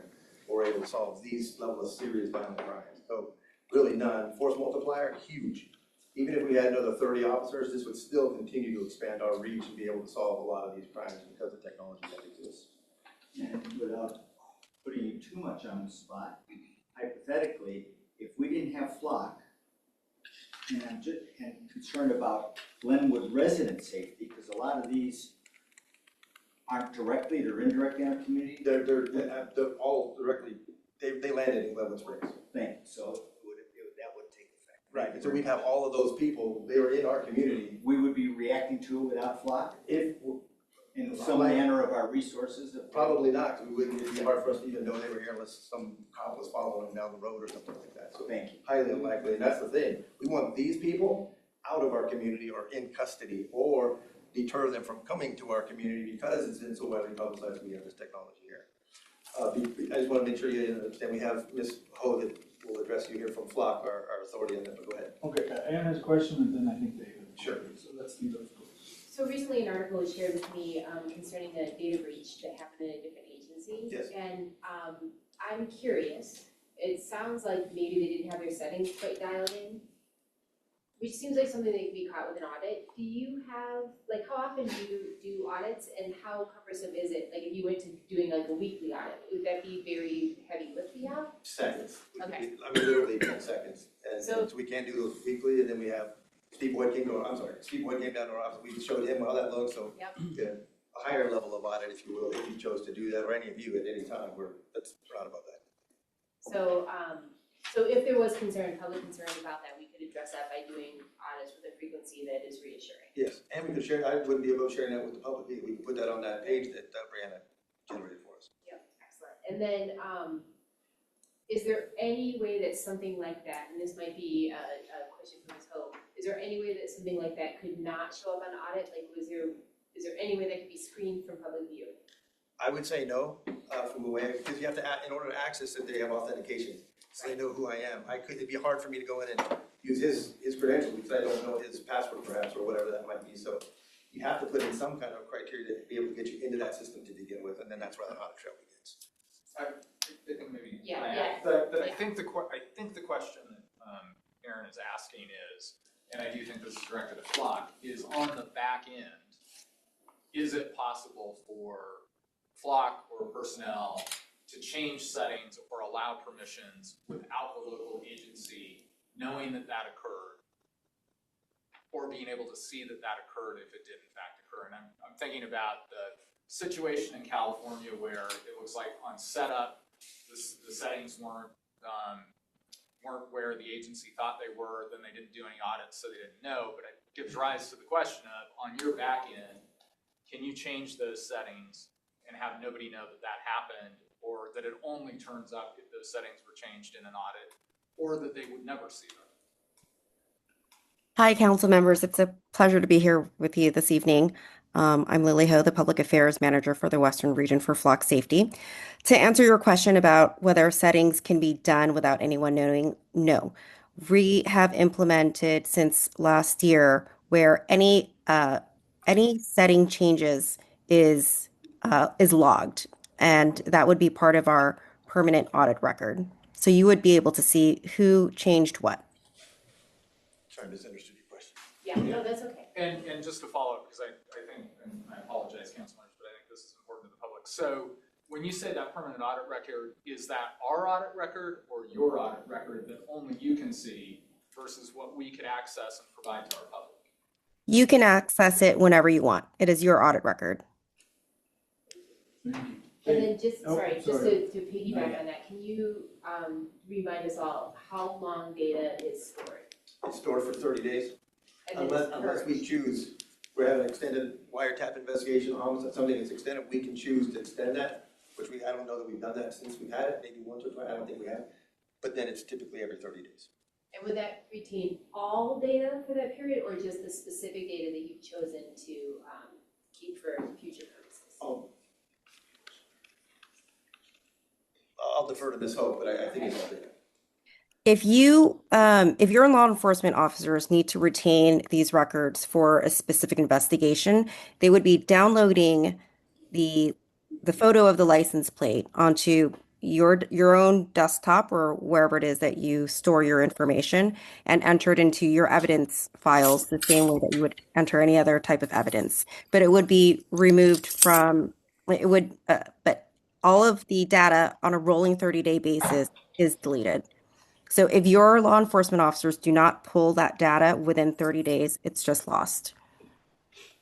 Thank you, Dave. One question I've got, because it's been brought up numerous times, is that the information is kept within Colorado. Yes. So there, and I don't know all the agencies, but there's Colorado Bureau of Investigation, there's FBI, I know ICE has local agencies, and they've got, the national agency. Where is that line drawn? How is it drawn such that I know everybody's got access to information, so how do we know, and how is that stopped at the state borders or under our state laws where it doesn't go somewhere else or somebody doesn't have access to it? How do you keep somebody out of that data? Like any law enforcement database, any officer who is kind of rogue can access and use that information for nefarious purposes. So I can't control that. If somebody in New York wants to look up a Colorado license plate or something and give it to their PI buddy, or I can't control that. Controlling law enforcement agencies within Colorado, we can control because we get petitioned to, hey, Boulder wants to look at your equipment, or Lake Westminster or Denver. We control who we allow that to be. So we see who it is, and then we allow those permissions to occur for only Colorado law enforcement agencies. FBI and all their federal government centric, so we don't allow any of those entities to have that access. Only law enforcement agencies within Colorado. We control that. So how about an agency that is both, and let's use ICE just since that's one's pretty much in that thing. Explain to me how, we know that if you're an ICE office in Denver or wherever, Glenwood Springs, we've got one. How do we know that the data they're using is not accessible to somebody in Chicago? I think I know what the question is. So whether they live there in Colorado or Chicago or wherever, if they are a federal agency, they do not have access to our system. So the local FBI office over here in West Glenwood, they can't access our system unless they ask us if we permit them to do it, which we don't. Okay, that helps, thanks. Okay, any other questions? Or questions to Ms. Owen? Steve.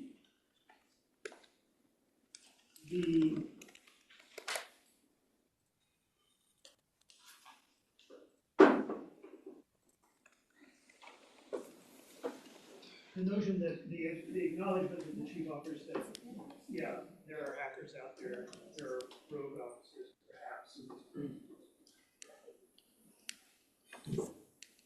is maybe an acknowledgement of a reality. It's not very comforting. How do the notion that you're controlling who you can control, so police agencies, no feds, general, that's comforting. We're gonna get more comfort on that leakage.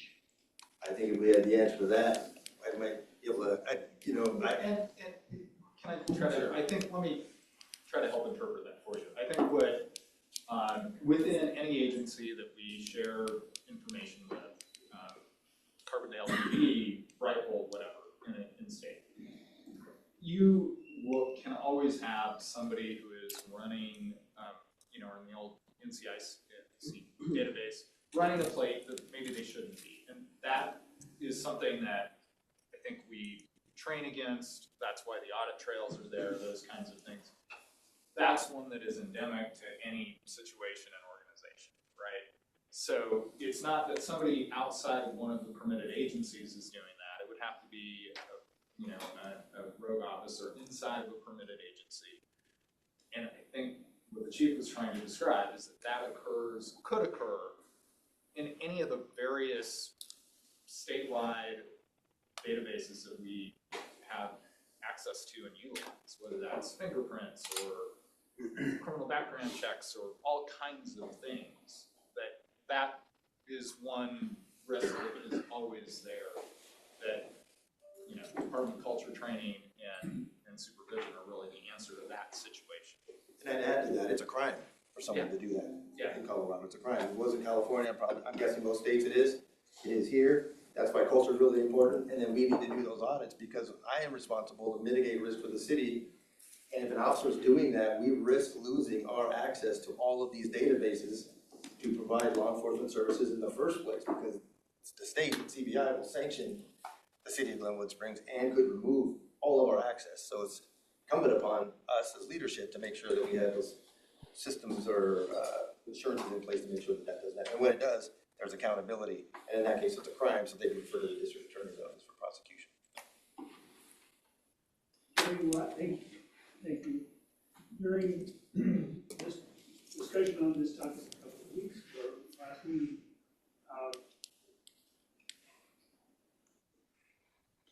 we talked about what these cameras can see, as perhaps compared to the speed cameras,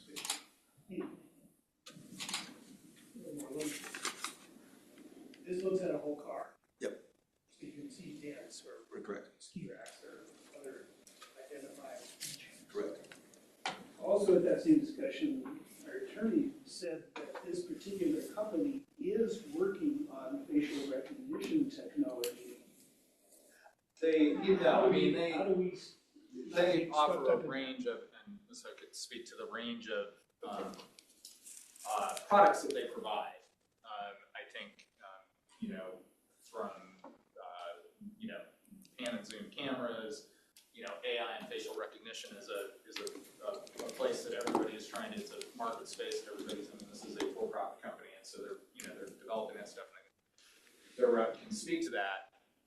The technology that we have deployed is limited for this, right? And so I think any step beyond that would clearly be a conversation with council. And to the chief's point, more importantly, in Colorado, the implementation of facial recognition software by law enforcement is a significant process that involves a very, and I don't have it all off the top of my head, but it is a very engaged public process to take that step. It requires a presentation to council, 3 public meetings, so there's a lot to it. And there's a significant number of things that we would need to step through. We've never felt like that was something, a place that we've even talked about going from the standpoint of, the chief interfacing with me or Steve about technology we might want to deploy. So that's not this. And part of the reason this, license plate readers, the exterior of your car, to the chief's point, there is case law in the country pretty consistently that the exterior of your vehicle and your license plate, you don't have an expectation of privacy. Right? It's kind of why you put a bumper sticker on your car. That's a First Amendment thing you gotta do, and you're wanting everybody to get your bumper sticker, right? And so there's a weird interface between the First and the Fourth Amendments there. That's always fun, and I can geek out on at some point, but I won't bore you with it. So from that standpoint, this technology used in this way, comfortable that it is legal. There are areas that you have heard that are, people struggle with in terms of, you can track somebody across the country if you get hit every camera, but that kind of dragnet kind of usage, we're not seeing any of that in the audit trails that we have from our agency. So yeah, 2 more questions, and maybe a suggestion. Okay, we got Aaron and someone with a question, and then I got a question from myself. A student question earlier about how we keep data. It was a very helpful combination of answers that really based with other types of internal controls about who has it within or beyond. Thank you. You see correspondence about this, sending us messages and information and examples. So among those that I got secondhand, therefore, sorry, bring to you secondhand, is apparently some jurisdictions, like 8 in the Northeast, have shortened that period as part of their contract. Would such a move, how far can you shorten it without compromising the effectiveness effectiveness of it, and does it actually help? I think New Hampshire or somebody says, isn't that maybe the minutes? That might not be helpful. I defer to Ms. Ho, I don't know that, she may know that. I'm sorry, I couldn't quite hear the question. Can we alter the time that we retain that information, that you retain the information from 30 days down to 15 days or 5 days or something like that? Oh, if there's a level of effectiveness, was that the question?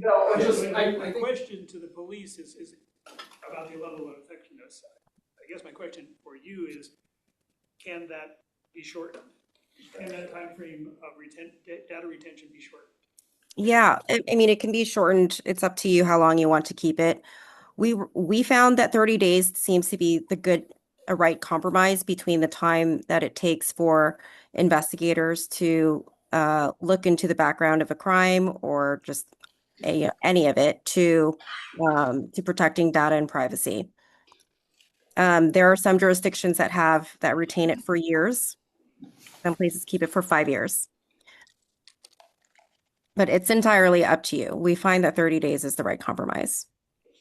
And I agree with that. Sometimes crimes aren't reported to us necessarily very quickly. They become aware of it much later. And we still have access to that information. If we deleted that information, then there's a very strong investigatively that we just discarded. I'm not averse to having a conversation what that timeline might be, but I really wouldn't want to go too much shorter. Certainly not longer. I think 30 days is optimal. I forgot my second question, so just go to my suggestion. No, I do have a second question because it ties to my suggestion. What's the status of our contract? And how did we get that contract into place? And what happens procedurally in the renewal time? Mr. Hannon, you want to take that? Yeah, sure. So and I apologize, maybe a slight senior moment. 22-23 is when we entered into the original contract. We had I believe, a work session with council regarding the technology in 22.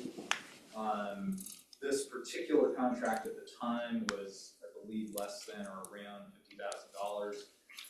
Council has historically, and in our kind of our procurement, that things make it into the budget. It's usually talked about at budget time. If they make it into the budget, contracts are budgeted for, and within budget, the manager has up to $100,000 signing authority for contracts, depending on the manager. And I don't know at that moment whether I can't remember who would have been in that seat. That was a transition. 22 is a transition of managers, and as you know, we had a couple of transitions in 22-23 here. Some managers delegate that authority to department heads for certain contracts, and that likely was the case here, or delegated it to somebody else to sign, which I think John signed this one by DocuSign. So that, each manager kind of has a different, how they handle that particular piece and, where they're at in their daily workflow and that kind of thing. But that's kind of how it got there. I don't recall, and probably Flock was prepped with this information. I don't know if you know off the top of your head what the renewal date is on the current contract. I feel like it's a September-ish timeframe. I don't have that information off the top of my head, but I know Kyle, my colleague Kyle, is on the call, and if he could be brought up to be a presenter, I think he would be able to answer that question.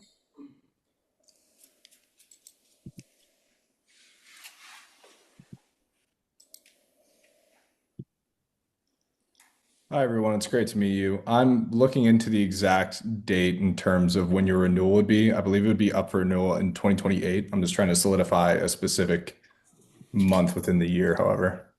Yeah. So anyway, so that's kind of that. And then these contracts are always subject to annual appropriations. So if the council decides we're not appropriating for that, in any given budget cycle, that is also an event of termination under any of our software contracts, which is what this is most analogous to. So that was kind of the genesis of how it got where it's at. I know that there's been a couple of, the contract kind of, spoke to an initial set of hardware. I think we have added a little bit of hardware over time at a specific per unit, tax onto that contract. And I remember, John, you had the number last number of 56,000. I don't know. Right at 60,000.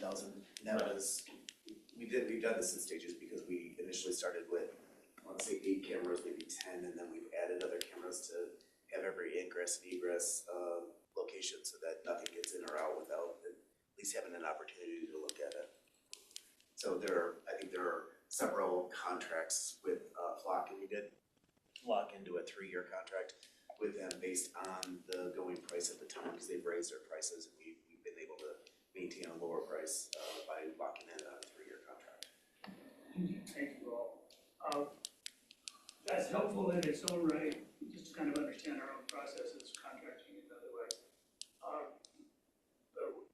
Where I'm headed with it is there's a lot of interest in this among residents, and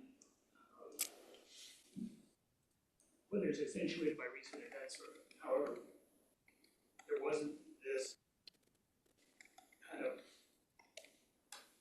array of questions and skepticisms in 22 and 23, but now there is.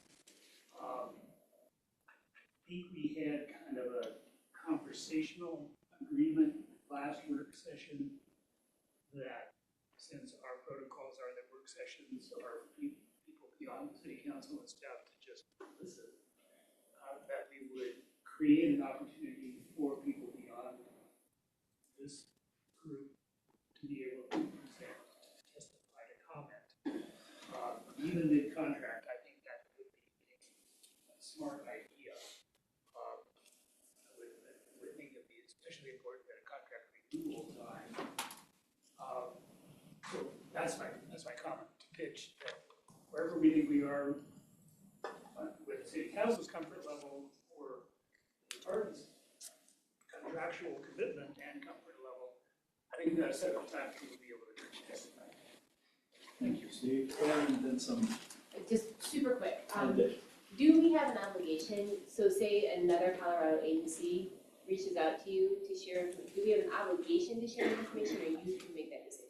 We make that decision. It pops up in our request, we can deny it or we can accept it. So if there's a community that you feel might be using things in a problematic manner, you don't have to share with them. Correct.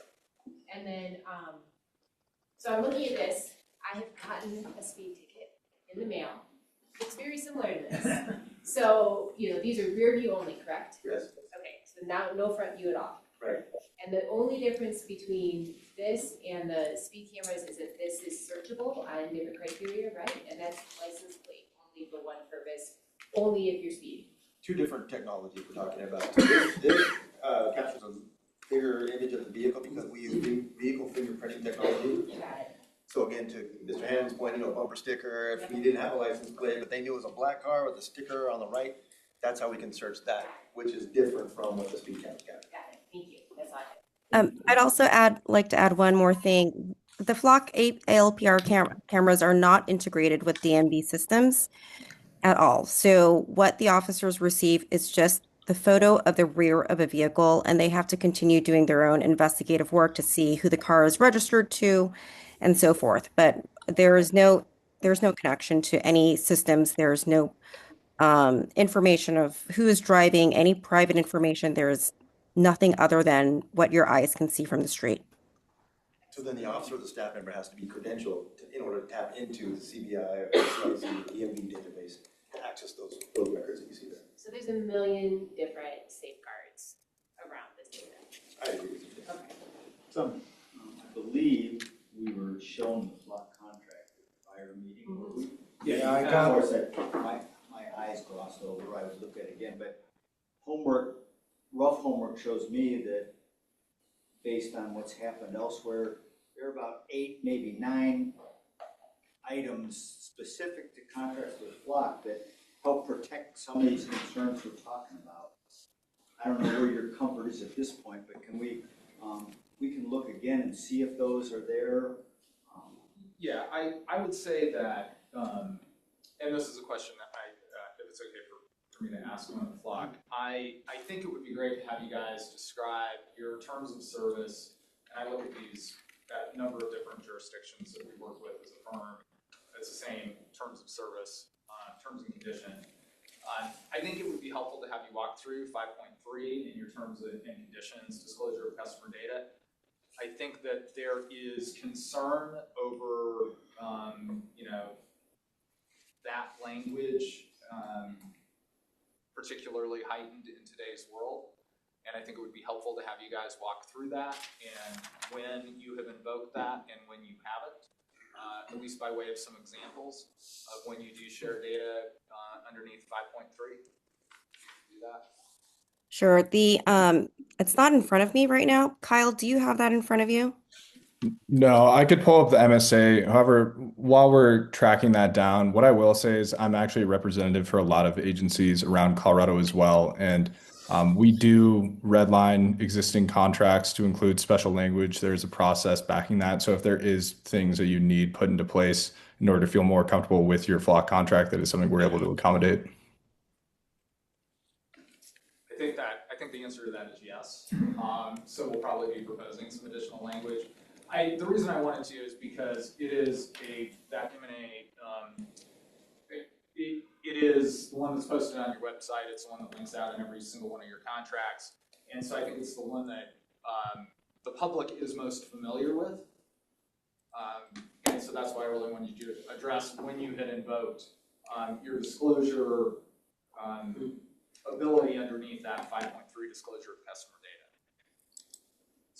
data. So maybe while you guys are looking that up, flock people, maybe we'll move on to another couple of questions. Somebody done with the question?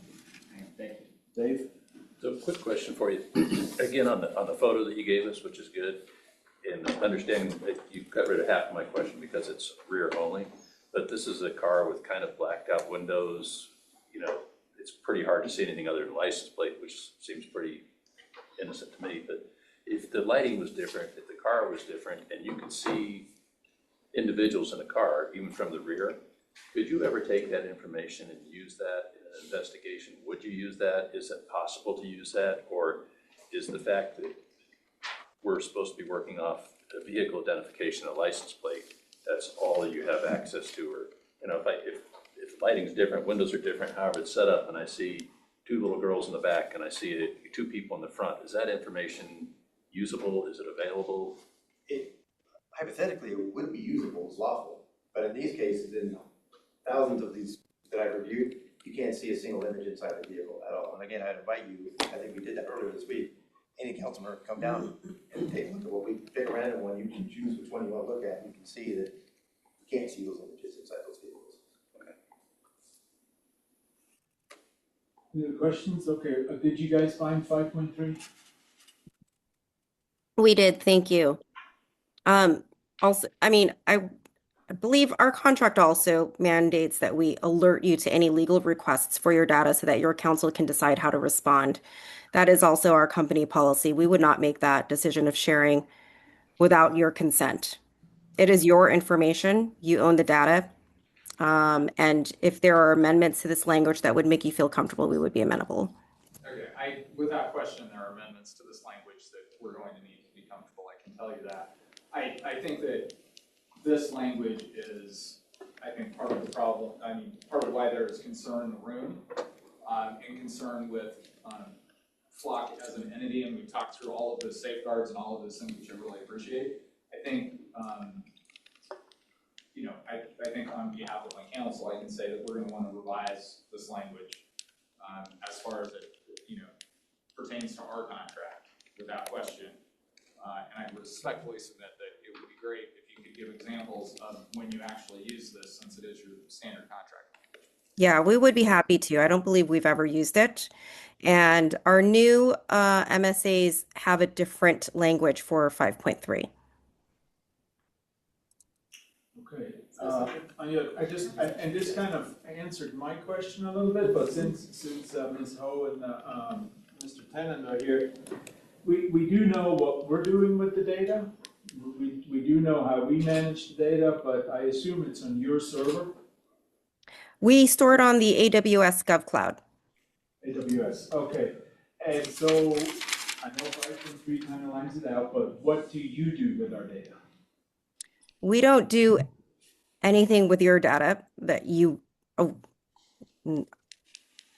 we are a company that provides the service for you to use the data however you wish. But you have no access to our data. We do not sell the data. We are not in the business of selling data. We do not share your data. We do not care to share your data without your consent. We are a company built to keep communities safe and provide the tools for law enforcement to do it. Right, and I guess that's good enough. So thank you very much for all that. Do we have any other questions to either our chiefs or the flock? And if not, then what I'd like to do is I'd like to find out where does this go from here? Do we, as a council, want to have this on the dais at some point? Do we want to wait till, good to know that we can do redlining and change the language to this? Do we want to wait till that's done? And then we'll do a formal evening on the dais, Yeah, kind of I thing? think- Or how do we want to do this? I think, this is enough concern that I certainly would want to bring any language that we're going to look at and try to negotiate. Excuse me. And current council so that you knew what it was. Right. And I think I'd like to have you guys sign off on that, and that's going to have to happen at the dais. Correct. At a public meeting. So I think maybe that's the right time to have that conversation. I'd like to do that sooner rather than later. I would hope to get it on within the next month. I have to also recognize just time. Absolutely, but what I'm trying to do is not doing it twice. Right, no, and that's what I'm suggesting is that we do this relatively quickly and get it to you on the dais so that folks can have the ability to comment on both the new language as well as just in general. Yeah. And I think that's super important for us to provide that opportunity, and let's try to target maybe a month out. Sure, and if that lineup works for everybody, can I get a quick head nod so we can move forward with this? Okay, excellent. Then let's do that. Let's let you do your thing, and thank you guys for being here with Flock. Thank you so much for the information. Thank you, police. Very helpful. For everybody. Thanks to the public too to listen in. That was nice. Thank you for your interest. Yeah, absolutely. And we'll be sure to make sure everybody knows that we're putting it on an evening night. I'm not being gratuitous, but, or, I don't want to sound insincere, but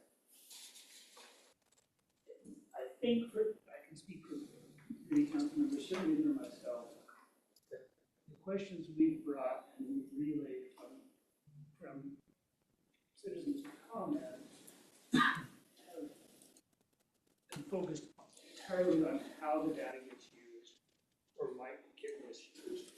And none of this for me has been about the police department's or level of responsibility. That I have confidence in. So I have never released these. Where it goes beyond downstairs, it raises so I for one am not after you. I'm after security. And I've never taken this as an indictment on any of our process. I think that I have full trust and confidence in this council and our community at large, so I've never taken it up, but I appreciate you saying it. Thank you. Okay, excellent. So let's wrap it up. Thanks, everybody. Thank you. Thanks for all the input. And we are actually moving into an executive session, so we need to clear the room, but I understand dinner for us is here. So let's get some food and sit on the dais, and then we'll get ready for the exec session.